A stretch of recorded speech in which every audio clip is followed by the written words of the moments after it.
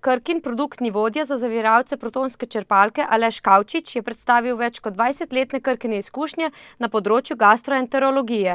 V Krki proizvajamo vseh 5 zdravil iz te skupine in smo vodilni proizvajalec na naših tradicionalnih trgih, torej trgih srednje, vzhodne in pa jugovzhodne Evrope.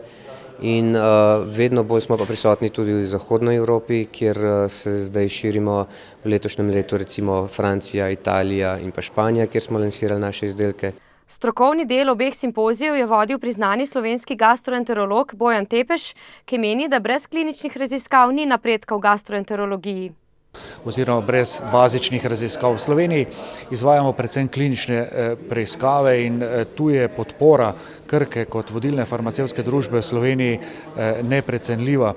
To vidimo v primerjavi z kolegi iz drugih držav, iz regije, ki imajo pri pridobivanju sredstev za svoje raziskave bistveno več težav, ker v svojih državah nimajo farmacevtskega podjetja, kot je v Sloveniji Krka. Krka je na tem področju zelo uspešna zaradi 2 razlogov. Podjetje proizvaja vse zaviralce, protonske črpalke in antibiotike, ki so ključni pri izkoreninjanju bakterijske okužbe, pa tudi zaradi številnih kakovostnih izobraževanj, ki jih nudi na področju gastroenterologije. Krka strokovnjakom nudi tako zdravila kot izobraževanja, zato je med najpomembnejšimi podjetji ne le v vzhodni, ampak tudi v srednji in zahodnji Evropi, dodaja.